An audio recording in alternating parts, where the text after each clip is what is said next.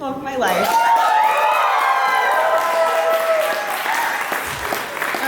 When I was growing up, my parents always taught me that you should be grateful every day for the big and small things. In prayer and the way we talked, and at the end of a big celebration, we were always told to take a moment to express gratitude for how we got here. This lesson really stuck with me, and I think it definitely is why I'm so happy and why our relationship is so wonderful, because we recognize how blessed we are to have what we have. As the newest birthday, I'm going to speak on behalf of both of us tonight, and I just wanted to share our love and appreciation for everyone here. We love you so much. We're going to start with Dylan. Where are you? Hi. How awesome was that wedding ceremony, guys?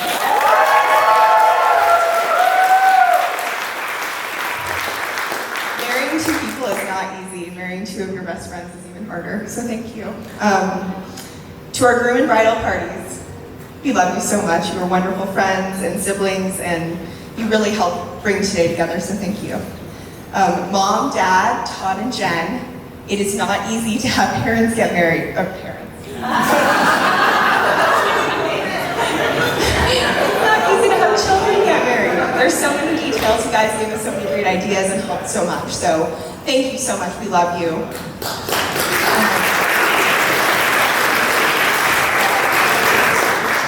And then finally, to all of our vendors who are here to produce the evening, we picked and chose very carefully. Thank you all so much. You were wonderful. Angela in particular has become a dear friend of mine, and I will miss her. So thank you to them. Huge round of applause.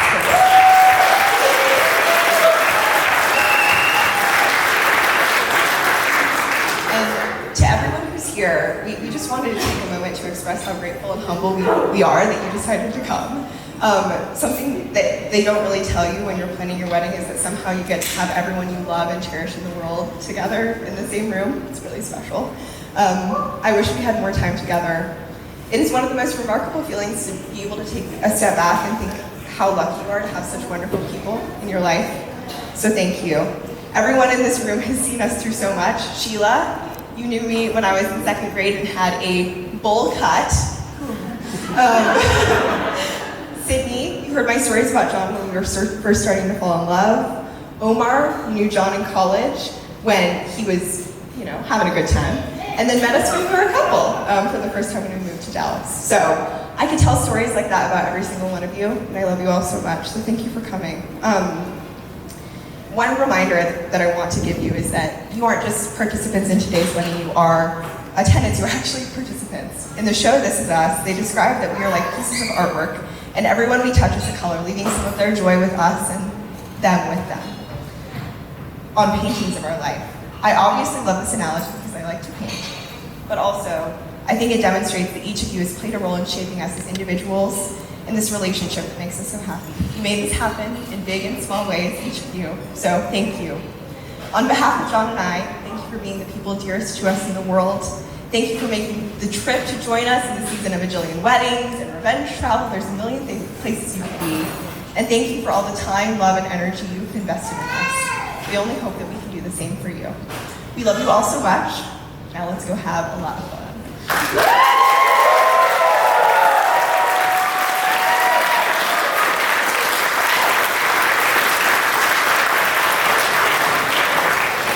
All right, and now, ladies and gentlemen, we're going to have the bride and groom go around. And I was immediately jealous of her because she is taller than me, more blonde than me, happy all of the time, you guys know that, and more gorgeous than me. I mean, look at her, she looks incredible. And by chance, I ended up seeing her again later that day. She was smiling her face off and told me she got the job. Yes, I found out 3 days later I also got the job, but I just did her the entire 3 days. But so flash forward a year, and we ended up starting together at work. And she ended up teaching me her masterful research and PowerPoint skills. Awesome. She is an amazing ice cream maker activity wellness. She in return let me feel superior in programming. And then she ended up inviting me to all the social events. I made a ton of friends, her included, of course. We ended up gossiping about all the latest office drama, weightlifting together. Yes, we did. And we got late night sushi. And I watched her become a star in her office. someone who really stands up for what she believes in and leads by example. And the girl that I was originally annoyed by, I learned to admire for the strong, very infinitely kind, and highly intelligent person that she is. So I can attest that John is better at judging at first sight. He met her at a recruiting event in Dallas, and knew immediately what I did, that she was someone that you're truly better for knowing. He devoted himself to developing a relationship with her, and despite it being initially a long distance, you guys are cute. So Rachel welcomed me into her house, and John makes me feel at home. He truly looks to know you, asking questions and digging into your answers to truly understand you. And you know what? If he disagrees with you, he will debate you. But he's receptive to your thoughts always. And once you're his friend, he's your biggest advocate. And none more so than for Rachel. He really stands up for her and supports her in everything, and I cannot imagine a better person than her. And I admire both of them individually, of course, but I also admire them even more as a couple. They complement each other in everything. Rachel charts the course for the ski group, and John follows behind, making sure that they don't lose it. Rachel wants to send a friend a very sweet message, and John ensures she doesn't forget to. I definitely. John teaches everyone a new board game and makes sure that everyone follows his rules. I know the rules. Rachel makes sure that everyone's having fun. Rachel and John lift each other up, truly becoming better together, spreading their happiness to all those lucky enough to be around them. So please raise your glass with me to toast the couple with the mattress, the host with the most, Mr. and Mrs. Thursday. Cheers.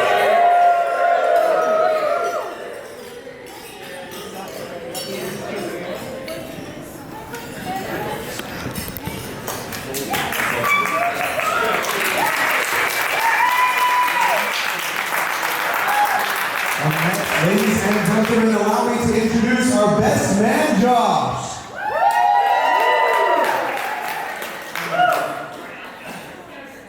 I wasn't going to introduce myself, but you took that away from me as well. I'd like to thank everybody for coming out here today. I think I can speak on everyone's behalf, even up to those of us who are baking the sun a little bit, that there's no place that we would rather be than right here celebrating your love.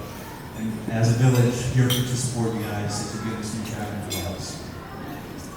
I'd like to give a special shout out to Rachel's parents. Where are you guys at? Grandback, there you guys are. For raising such an amazing, empathetic, and beautiful daughter, Rachel, and to John's parents, Todd and Jen. Right here. There you guys are. Raising such a generous, thoughtful, and maybe just slightly less beautiful son. For those who don't know, John and I met on one of our very first days on campus at UT. John's Midwestern radar must have gone off, and we found the only other diehard Green Bay Packer fan in probably a 20-mile radius in Austin, Texas, and places. It took a little while, but John and I became close and bonded over our shared nostalgic love for all things Midwest and our slightly unhealthy obsession with Big Ten football. And over those years, we saw each other's high points and low points. Multiple of those points coming in the form of highs of Texas preseason football hype, subsequent implosion of Texas football by the end of the season, if not in the first few weeks. And I would be remiss if I didn't mention another low point, at least for the rest of us who got John, of his no-key phase.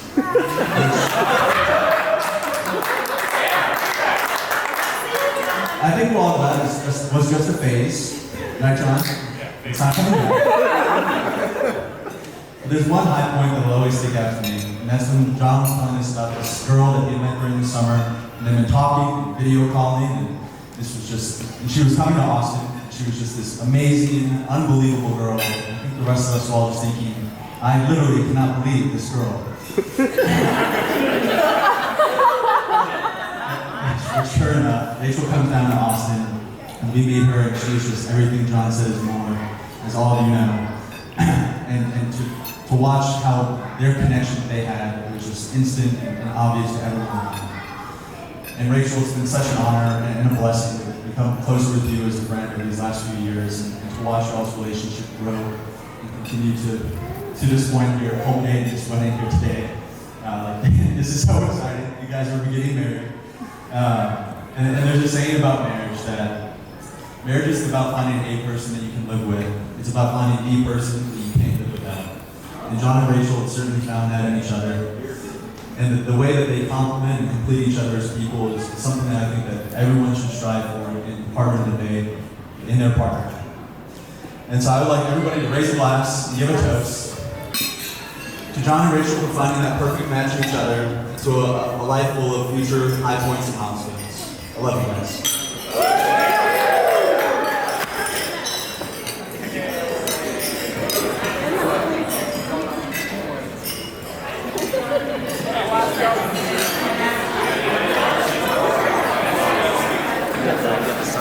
All right, now, ladies and gentlemen, I do introduce people. That is my job. In fact, I'm just going to keep on doing it. Up next, it will be our pleasure to hear from Todd, the father of our groom.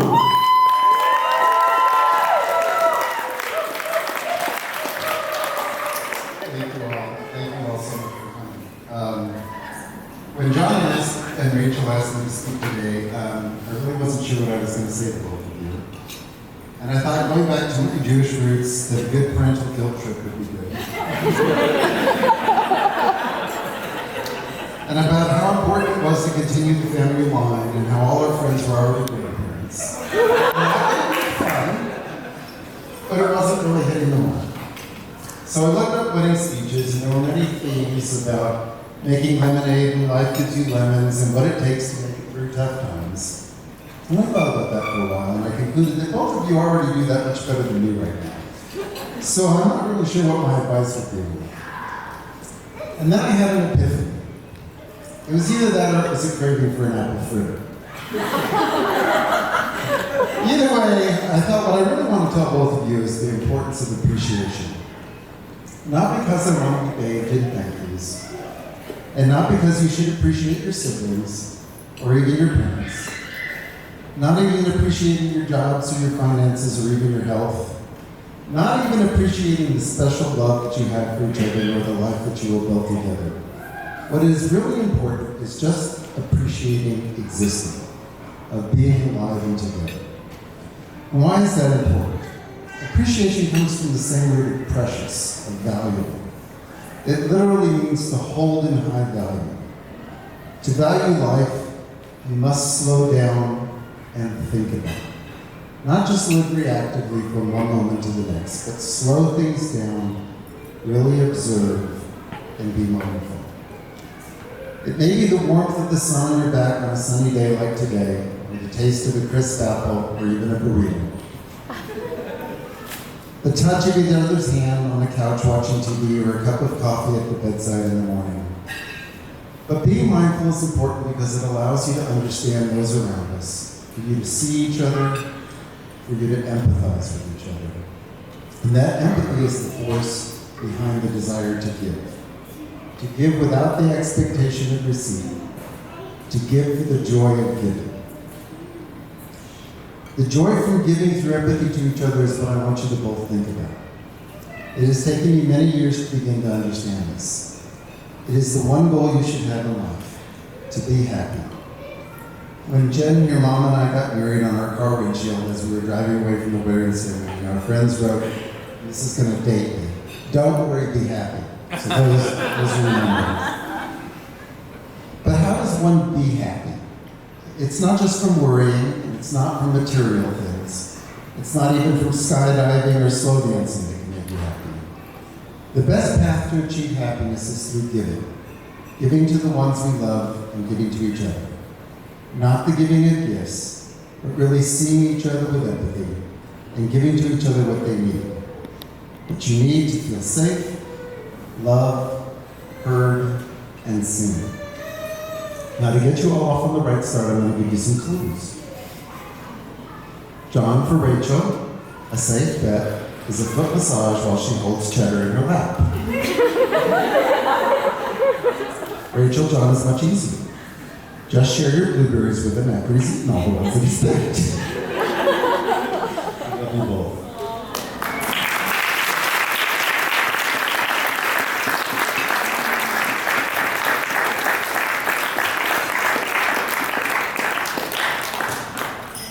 And finally, finally, ladies and gentlemen, it is my pleasure to introduce the father of our bride, Grant.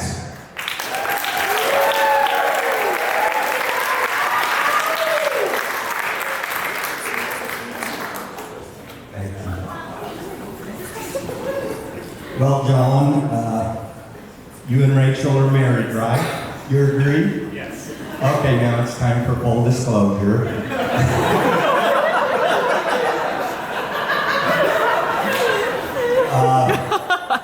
Let me give you a little background. When my kids grew up, I required all of them to work for me. And this was in, digging ditches, in the boring business, being muddy, driving trucks that shouldn't have been on the road, down the freeway, and on and on. Well, Rachel came to me in was it December or January? I don't even remember this. She came to me, and you know what she said? She said, Dad, all the other kids have been able to work for you. And I never have. And she says, Dad, can we build a house together? And so we went to Beth, and Beth said, no. But she finally relented. What was the condition? I don't remember, Beth, but there was a condition on it. I didn't have to help at all.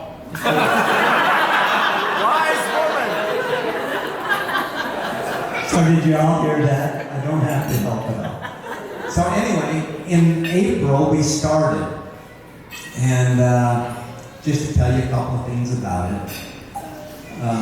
When we were pouring concrete, we had foam blocks, and then you pour concrete inside the foam blocks.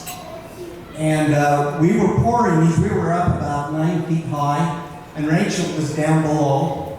Anyway, when one of the foam blocks blew out, concrete was coming out. So what did Rachel do? She ran up to that foam block and she put her hand in it. Concrete was up to her knees. She was trying to block the hole, just like some little boy in Holland. Anyway, and we went on and we built that house. We got that house finished in 6 months. But if any of you need electrical work done, Rachel knows how. She really does. She knows how to rewire plugs. She knows how to wire lights. She knows how to check for continuity. She knows how to do the whole thing. So if you need help, call Rachel. Now, John, coming back full circle, I'm getting ready to build a new house. And now I got 2 people! So, we love you, we appreciate you. I would like to toast to Rachel and John's new adventures in life.